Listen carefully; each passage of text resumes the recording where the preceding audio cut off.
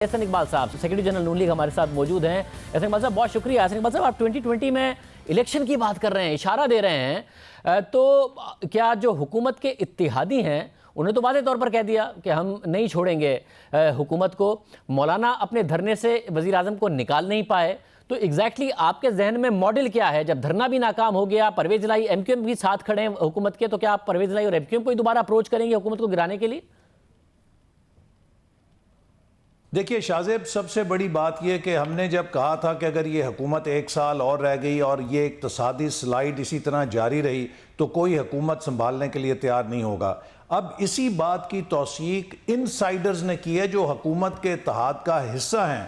کاف لیگ کے چودھری شجاعت صاحب کا بیان بھی آ چکا ہے کہ 6 مہینے اسی طرح حالات چلتے رہے تو کوئی حکومت سنبھالنے کے لیے تیار نہیں ہوگا۔ اور پاکستان کی اس وقت جو سب سے بڑا چیلنج ہے وہ اس کی معیشت ہے۔ Strong economy makes a strong nation, اور جب کسی ملک کی معیشت کی بنیاد آپ ڈھا دیں گے اس کی نیشنل سیکیورٹی بھی داؤ پہ لگ جاتی ہے۔ لہٰذا جس لاک جیم میں یہ آ گئے ہیں، دیکھیے آج کی جو تقریر ہے، پکڑ لو، چھوڑوں گا نہیں، اس کو کر دوں گا، اس سے پوری معیشت میں سراسیمگی پھیلتی ہے۔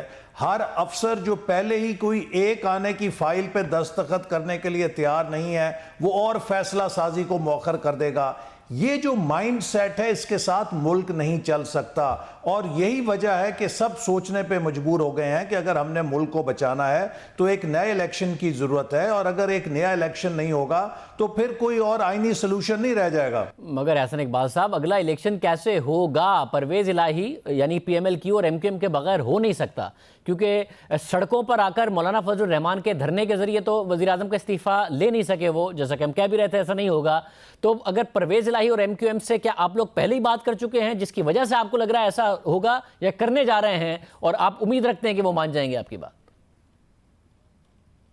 دیکھیے آج جو ملک کے حالات ہیں، تمام سیاسی جماعتیں عوامی دباؤ کے اندر رہتی ہیں، چاہے وہ ایم کیو ایم ہے، چاہے وہ کاف لیگ ہے، چاہے وہ بی این پی ہے، چاہے کوئی بھی پارٹی جو اس حکومت کا ساتھ دے رہی ہے، وہ بالآخر جواب دے اپنے الیکٹریٹ کو۔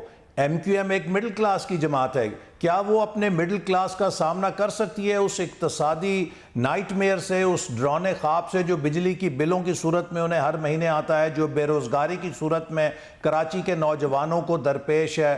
اسی طرح کاف لیگ کیا کسانوں کی، ذمہ داروں کے ان مسائل کا جواب دے سکتی ہے جو اس حکومت کے نتیجے میں انہیں بھگتنا پڑے ہیں؟ بالآخر ہر جماعت کو رائے عامہ کے آگے سرنڈر کرنا پڑتا ہے۔ آج ہمارا اجلاس ہوا تھا، اس میں بھی ہم نے یہ فیصلہ کیا ہے کہ تمام اپوزیشن جماعتوں کے ساتھ اور دیگر سیاسی جماعتوں کے ساتھ، ان میں وہ جماعتیں بھی شامل ہیں جو حکومت کی حلیف ہیں، ہم سب سے ملاقاتیں بھی کریں گے اور دیکھیں گے کہ اس ملک کے اندر ایک ارلی الیکشن کے لیے ہم فضا کیسے ہموار کر سکتے ہیں، ایک غیر جانبدار اور شفاف الیکشن کے لیے کس طرح تمام سیاسی جماعتیں مل کر ایک قومی ڈائیلاگ کو آگے بڑھا سکتی ہیں، چونکہ اس کے بغیر کوئی حل نہیں ہے۔ جو بھی اور حل ہوگا، continuity of this crisis is a recipe for disaster۔ دیکھیے اگر آپ ایک غلطی کو زیادہ کریں گے، مگر احسن اقبال صاحب یہ صرف اور صرف آپ نئے الیکشن ہی کے لیے کریں گے یا پھر ان ہاؤس تبدیلی کے لیے بھی کر سکتے ہیں، جس میں پنجاب میں چودھری برادران کو کچھ مل جائے، وفاق میں شہباز شریف صاحب کو کچھ مل جائے، اس طرف بھی جا سکتے ہیں آپ لوگ؟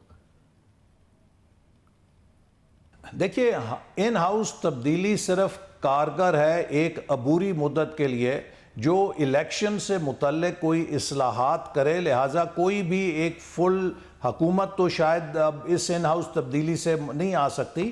کوئی ایسی چیز کہ جو ملک کو عام الیکشن کی طرف، اور وہ بھی جلد از جلد اگلے سال کے وسط تک الیکشن میں لے جانے کے لیے، اگر کوئی تمام جماعتوں کے کنسنسس کے ساتھ ایک ایسا عبوری سیٹ اپ بنے کہ جس کا 1 پوائنٹ ایجنڈا ہو، وہ الیکٹورل ریفارمز ہو، تو اس کے لیے تمام جماعتیں مل کر اس کی حمایت کر سکتی ہیں۔ لیکن کوئی بھی اس ان ہاؤس جو اس وقت نمبرز ہیں ان میں مستحکم حکومت نہیں بنا سکتا، تو سوائے ایک عبوری حکومت جو انتخابات کی طرف ملک کو لے کے جائے، کوئی اور اس ان ہاؤس تبدیلی کا میں نہیں سمجھتا کہ راستہ وے آؤٹ ہے.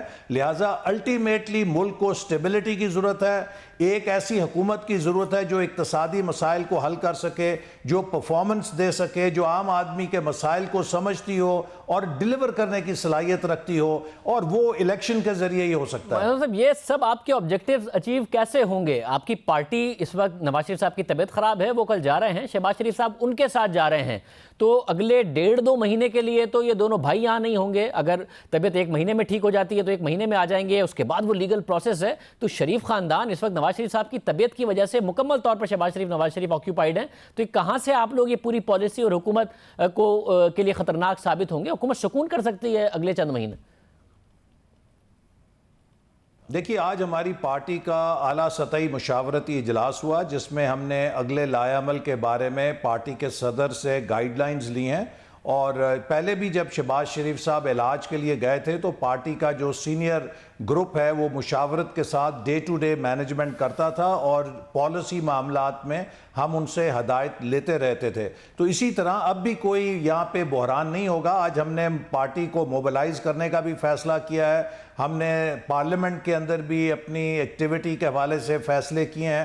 لہٰذا پارٹی اپنی مشاورت کے ساتھ ڈے ٹو ڈے فنکشنز جاری رکھے گی, اور پالیسی امور میں شہباز شریف صاحب کے ساتھ, وہ تو آپ کو پتہ ہے ویسے بھی ویڈیو لنکس کے ذریعے اجلاس کرنے کے لیے بہت مشہور ہیں, ان سے ہمارا مستقل رابطہ رہے گا, اور کسی قسم کا کوئی پارٹی کے اندر فرق نہیں آئے گا اس کی کارکردگی میں. بہت شکریہ اسرار اقبال صاحب ہمارے ساتھ موجود تھے. آخر جو کچھ ہو رہا ہے اس کے پیچھے اصل وجہ کیا ہے؟ حکومت کمزور پڑی ہے یا نہیں پڑی؟